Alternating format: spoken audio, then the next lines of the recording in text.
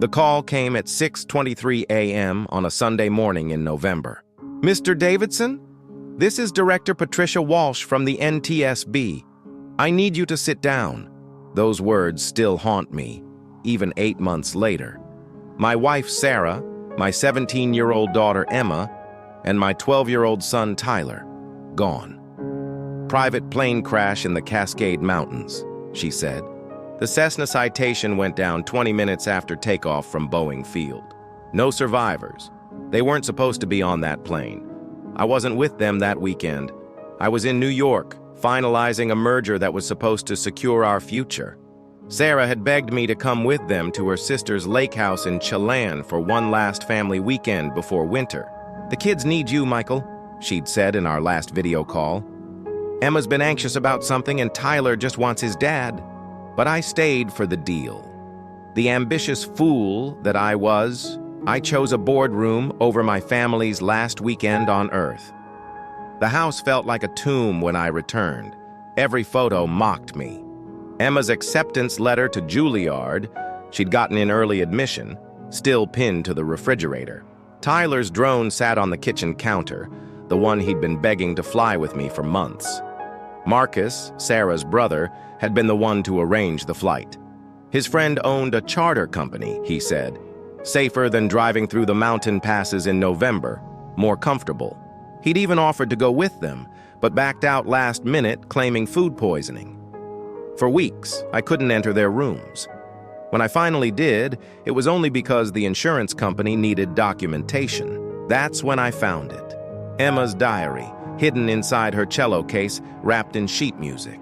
I almost didn't read it. What right did I have to invade my daughter's privacy, even now? But something about the last entry date stopped me cold. November 18th, the morning of the flight. My hands trembled as I opened to that final page. 6 a.m. Dad will never read this, but I have to write it down. We're about to leave for the airport. Uncle Marcus insisted on this specific plane, this specific time. He's been acting strange for weeks. I found something on his laptop when I borrowed it for homework. Emails about insurance policies. $5 million. That's what we're worth dead. Mom doesn't know. I tried to tell her about the emails, but she thinks I'm being paranoid. Maybe I am, but I'm scared. The pilot, James Brennan. I looked him up. His license was suspended twice. Why would Uncle Marcus choose him? If something happens to us, someone needs to know this isn't an accident. The diary fell from my numb fingers. No, this couldn't be real. Emma's final entry sent me spiraling, but it was her previous entries that built the case. October 5th. Uncle Marcus came by again today, 4th time this week. He and Mom were whispering in Dad's office. I heard him say something about running out of options and November deadline. Mom looked scared. October 18th. I know I shouldn't have, but I checked Uncle Marcus's laptop when he left it open. He's in trouble. Bad trouble. He owes someone named Victor Volkov $2 million the emails. They're threatening. They mention Mom, Tyler, and me by name. October 30th. Found out more about the pilot Marcus wants to use. James Brennan. Lost his commercial license after a DUI. Now only flies private. Why would Uncle Marcus choose him? Why not use NetJets like Dad always does? November 10th. Uncle Marcus took out life insurance policies on all of us. I took photos of the documents. He forged Mom's signature. $5 million total.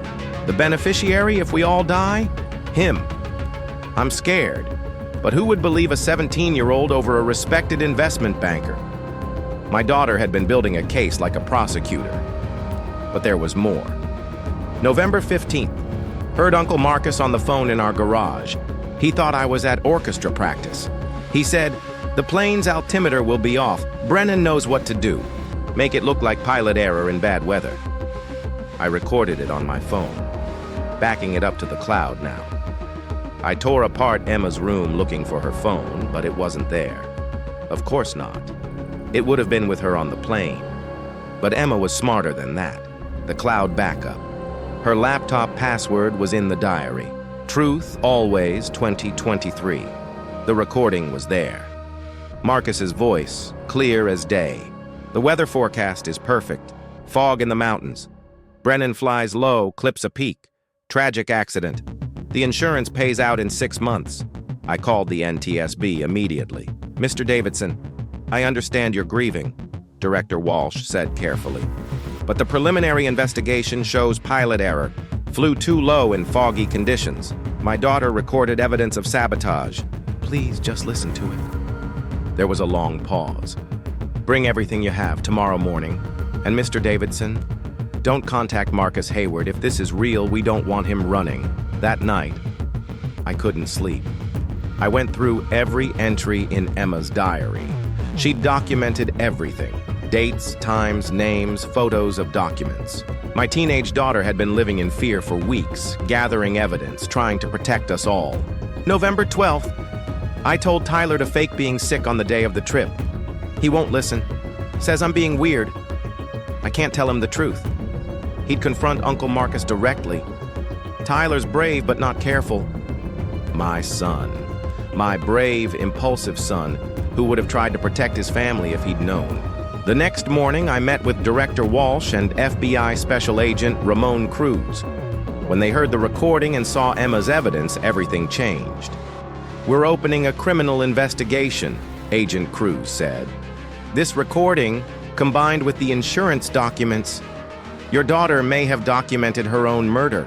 The investigation moved fast once the FBI got involved. Emma's diary became the roadmap. James Brennan, the pilot, had survived the crash. Barely. He'd been thrown clear before the explosion, found unconscious 100 yards from the wreckage with a broken back. He'd been in a medically induced coma for 3 months. When he finally woke up, Agent Cruz was waiting. He's talking, Cruz told me. Your daughter was right. The altimeter was tampered with. Brennan was supposed to fly into the mountain and bail out with a parachute at the last second, but something went wrong. He waited too long. He murdered my family for money? $500,000. That's what Marcus promised him. Brennan has massive gambling debts, Vegas connections, the kind where they break your legs if you don't pay. But Brennan's confession was just the beginning. Emma had documented a much deeper conspiracy. November 8th, Viktor Volkov isn't just a loan shark. I found articles about him. He's Russian mafia, runs a network of accident specialists. Plane crashes, boat accidents, car wrecks that look real. Uncle Marcus isn't just in debt to him, he's working with him. The FBI had been tracking Volkov for years but could never prove anything.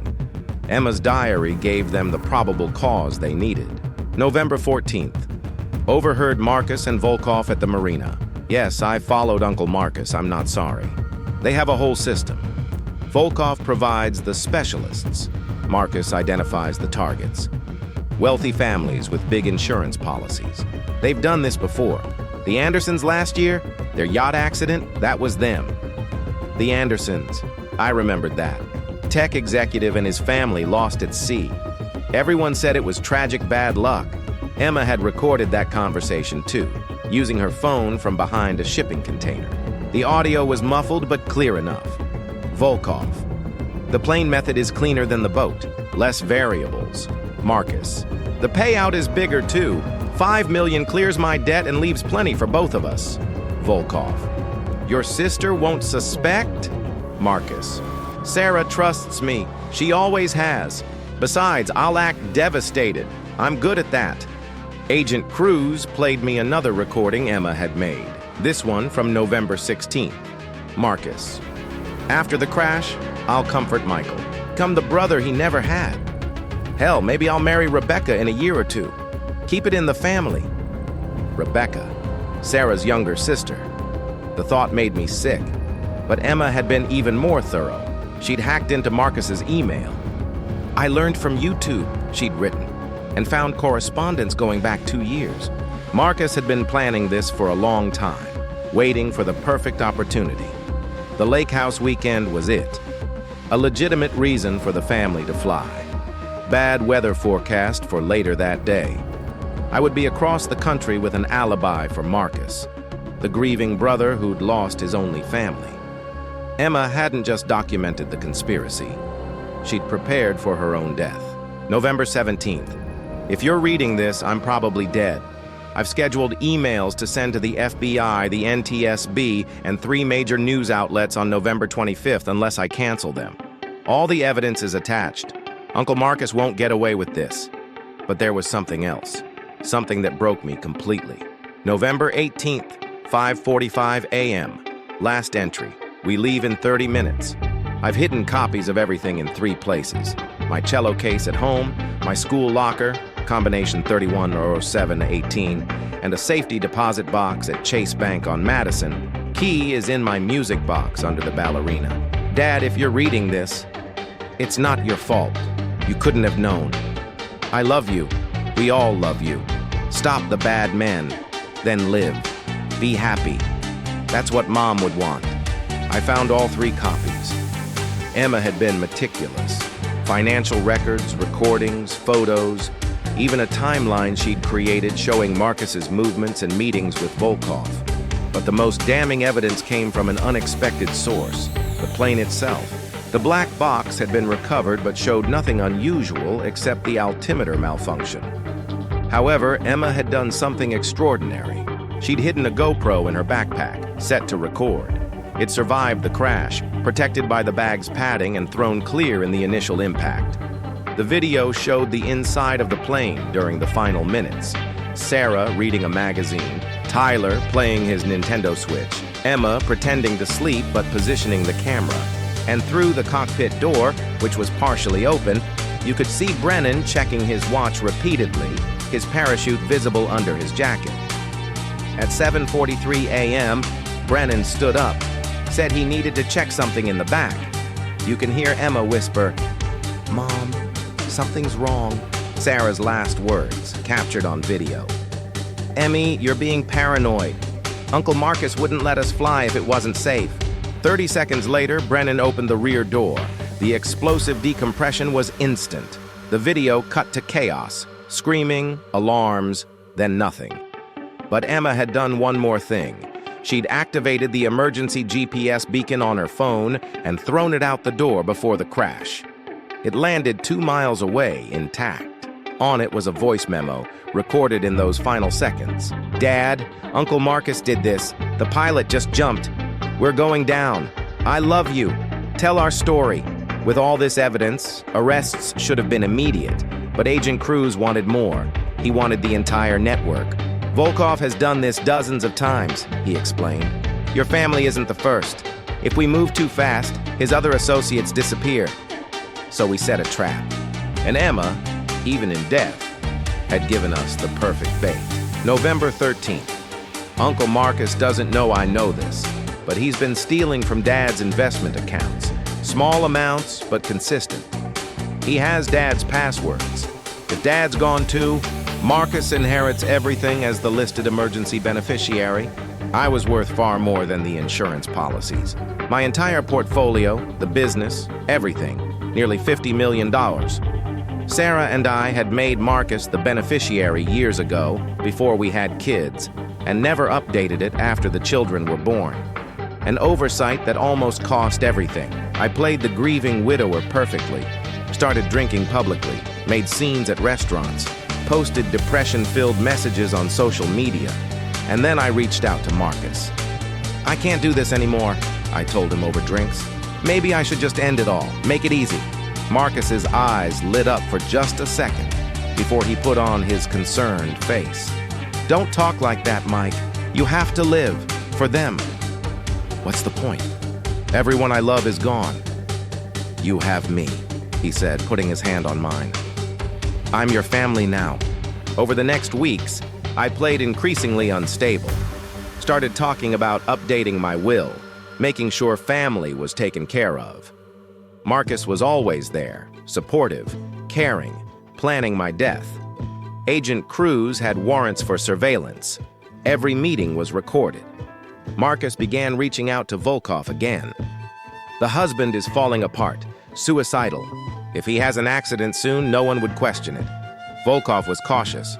"Too soon. Wait 6 months." "He won't last 6 months. The man's drinking himself to death. We need to act while it looks natural." They planned it for December 15th. An overdose. Marcus would be the one to find me, having come to check on his beloved brother-in-law. But on December 14th, the FBI moved. The raids happened simultaneously at 6 a.m. Marcus at his Bellevue mansion, Volkov at his compound in Tacoma. Brennan, still hospitalized, was formally arrested in his hospital bed. I watched from the FBI command center as they streamed Marcus's arrest. He came out in silk pajamas, confused and indignant. "This is a mistake! I want my lawyer!" Agent Cruz showed him Emma's diary. Marcus went pale. That's a teenager's fantasy. She was always dramatic. Then they played him the recordings. His own voice, planning the murders. His face crumbled. "I want a deal," he said immediately. "I'll testify against Volkov." But Volkov was already trying to flip on Marcus. The honor among thieves lasted exactly 0 seconds when faced with life in prison. The investigation revealed 17 other accidents over 5 years.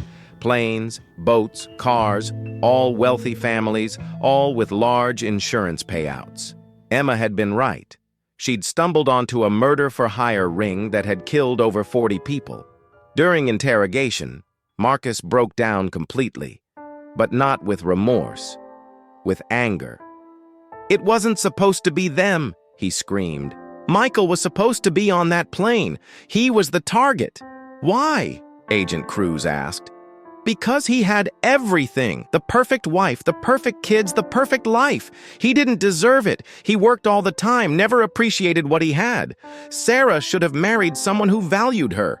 "Someone like you?" Marcus laughed bitterly. "I introduced them. Did you know that? I brought Michael to meet my family. Sarah was supposed to notice me, but she only saw him.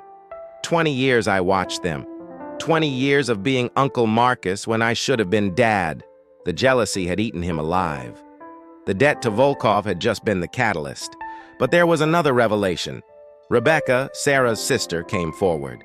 Marcus had been stalking her, planning to comfort her after my planned death, positioning himself as the stable family figure. He kept saying we needed to stick together, Rebecca told me, shaking. That Sarah would want us to be close. He even suggested we move in together for support. I thought he was being kind. God, he killed my sister to get to me. The trial was set for 6 months later. The prosecution had everything they needed, but I wanted more. I wanted to understand everything Emma had discovered. In her safety deposit box, beyond the evidence, was another journal. This one was different. It was addressed to me. "Dear Dad, if you're reading this, then my worst fears came true. I'm sorry I couldn't stop it. I tried to warn Mom, but she wouldn't believe Uncle Marcus could hurt us. I tried to convince Tyler to stay home, but he was excited about the trip. I thought about telling you, but you would have confronted Marcus directly, and he might have hurt you too. So I did what you taught me. I documented everything. You always said the truth has power if you can prove it. Every recording, every photo, every piece of evidence is my proof. But Dad, this isn't your fault. I know you'll blame yourself for not being there, but Uncle Marcus would have found another way. Evil people do evil things. It's not about what good people don't do. It's about what evil people choose to do. I've been investigating Uncle Marcus for 3 months. It started when I saw him crying in his car outside our house. I thought he was sad, so I went to comfort him. But he wasn't sad. He was on the phone with someone saying, "I'll get the money even if I have to kill him." That's when I started paying attention, following him, recording conversations. I know it was dangerous, but someone had to protect our family. Dad, there's something else. I found evidence of other victims. The Andersons, the Peterfields, the Changs, all accidents that Uncle Marcus was connected to. Please make sure justice finds them too. I'm not brave, Dad. I'm terrified. But you taught me that courage isn't the absence of fear. It's doing what's right despite the fear. So I'm getting on this plane with a GoPro, GPS beacon, and recordings uploaded to the cloud. If something happens, you'll have everything you need. I love you, Dad. You weren't perfect, but you were ours. And that was always enough. Your investigator daughter, Emma P.S. Tyler wanted me to tell you he finally beat your high score in Flight Simulator. Ironic, right? He said when you find out, you'll have to admit he's the better pilot. He loves you too, Dad. We all do. The letter was dated November 1st. She'd been preparing for 2 weeks, knowing she might die, choosing to protect the evidence over her own life. My 17-year-old daughter, the bravest person I never knew. The trial of United States v. Marcus Hayward and Victor Volkov began on a rainy Monday in Seattle. The media called it the trial of the century. 43 victims, 17 planes and boats, 5 years of murder for profit. I testified on day 3. The prosecutor, Jennifer Hayes, had me read excerpts from Emma's diary. November 11th. I've been thinking about justice. Dad always says justice and revenge are different. Revenge is emotional. Justice is systematic. If Uncle Marcus kills us, I don't want revenge. I want justice. For us, for the Andersons, for everyone he's hurt. Promise me, whoever reads this, choose justice. The courtroom was silent. Several jurors were crying. Marcus's defense attorney tried to discredit Emma's diary as the fantasies of a troubled teenager. But the evidence was overwhelming. The recordings, the videos, the financial records, Brennan's confession. Brennan had agreed to testify in exchange for a reduced sentence. From his wheelchair, he detailed everything. Marcus approached me 6 months ago, said he had a business proposition, $500,000 to crash a plane and make it look like an accident. I said no at first, but I owed the wrong people money. It was that or watch my family die. You killed 3 innocent people for money? The prosecutor asked. I was supposed to jump earlier. The altimeter was rigged to fail gradually. But the little girl, Emma, she kept staring at me, like she knew. I hesitated, jumped too late. The impact broke my back, but at least I'm alive to tell the truth. Emma knew. She knew everything. Marcus underestimated her. We all did. Volkov's lieutenant, arrested in the raids, also flipped. He provided records of every murder, every payment, every victim. The network had made over $30 million from insurance payouts and inheritances. But the most powerful moment came when Tyler's best friend, Jake, testified. Tyler gave me something the night before the trip, Jake said, 12 years old and terrified but determined. He said Emma was acting weird and wanted someone to have this just in case. It was a USB drive. On it was a video Tyler had made. Hey, Dad, if you're watching this, Emma's probably right about something being wrong. She's been acting like a detective for weeks, following Uncle Marcus, taking pictures, recording stuff. She thinks we're in danger. I don't really believe her, but she asked me to make this video. So here it is. Uncle Marcus has been weird lately.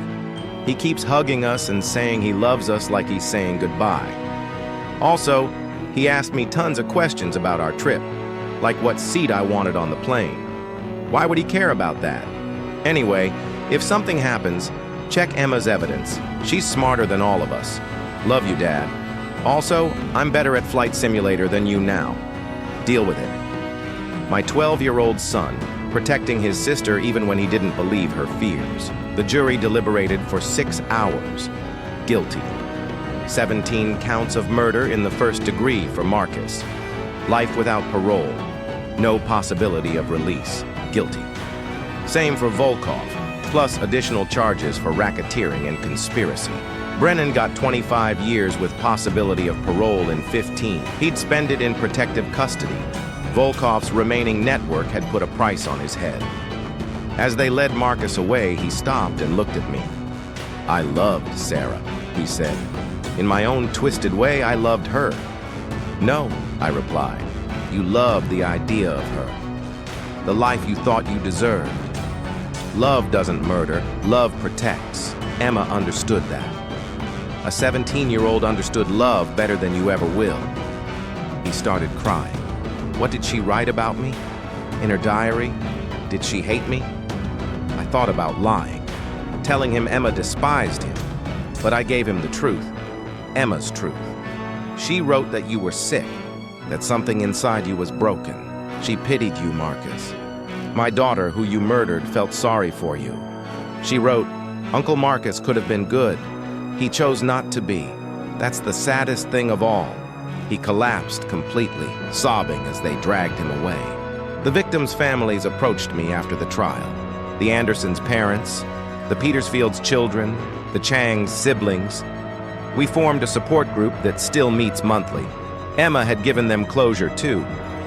But closure isn't healing. I still woke up every night at 7:43 a.m., the exact time the plane went down. I still heard the GoPro audio in my dreams, still saw Emma's last text to me, sent minutes before boarding. Love you, Dad. See you Sunday for your birthday dinner. I have a surprise for you. The surprise was a composition she'd written for me. Sonata for an Imperfect Father. I found the sheet music in her room. The Juilliard Symphony played it at a memorial concert. There wasn't a dry eye in the hall. 1 year after the crash, I stood at the memorial site in the Cascades. 3 marble stones where the plane went down. Sarah, Emma, Tyler. The verdicts are final, I told them. Life without parole. The network is destroyed. 23 people are in prison. Emma, your evidence saved so many future victims. The mountain wind carried the scent of pine and rain. Tyler, I finally beat your flight simulator score. Took me 6 months, but I did it. Then I found out you had an even higher score on a different account. Still competing with your old man, even now. A hawk circled overhead, riding the thermals. Sarah, I'm sorry. Sorry I chose work over that last weekend. Sorry I didn't see what Marcus was. Sorry I wasn't there to protect you. But I'm keeping my promise. I'm living, not just surviving, living. A hand touched my shoulder. Rebecca. They'd be proud of you, Michael. I failed them. No, Marcus failed them. You honored them. There's a difference. She handed me an envelope. Emma gave this to me at my birthday dinner. The night before, she said to give it to you on the anniversary if something happened. Inside was a letter and a flash drive. Dad, if Aunt Becca gave you this, then Uncle Marcus succeeded. But here's the thing. He didn't win. Evil never wins when good people stand up to it. On this flash drive is everything I couldn't put in my diary. A video message for you. Evidence I was still gathering. And something special. I love you, Dad. We all do. You're about to hear that for yourself. Forever your detective daughter, Emma. The video started with Emma in her room, cello in the background. Hi, Dad. It's November 10th. I might be paranoid, but if I'm not, I want you to have this. She picked up her cello and began to play, the piece she'd written for me. As she played, videos appeared on the screen, moments she'd secretly recorded over the years. Sarah at the kitchen table. I know Michael works too much, but do you see how his face lights up when he talks about you kids? That man would move mountains for this family. Tyler playing video games. Dad's not here, but he texted me strategy tips for this level. He researched it during his lunch break. How cool is that? And Emma herself talking to her friend. My dad isn't perfect. He misses things, but he never misses the important stuff. He just shows love differently. While other dads are at soccer practice, mine is securing our future. That's love too. The video ended with all 3 of them at Sarah's sister's birthday dinner, hours before they died. Someone had asked them to say something they were grateful for. Sarah, I'm grateful for a husband who sacrifices his own comfort for our dreams. Tyler, I'm grateful my dad taught me to never give up, even when he beats me at everything. Emma, I'm grateful for truth, justice, and the courage to stand up for both. My dad taught me that. They raised their glasses to the camera, to me, though I was 3,000 miles away. To Dad, Tyler shouted, the best imperfect father ever. They were laughing, happy. Hours before Marcus's plan destroyed everything. The Emma Davidson Foundation for Young Investigators has helped solve 37 cases. Teenagers who see what adults miss, who document truth when no one believes them. I remarried to Jennifer Hayes, the prosecutor. She says Emma brought us together from beyond. We have twin daughters. We named them Emma and Sarah. When they were born, the nurse said, they have old souls, like they've been here before. Last week I found 5-year-old Emma writing in a notebook. What are you writing, sweetheart?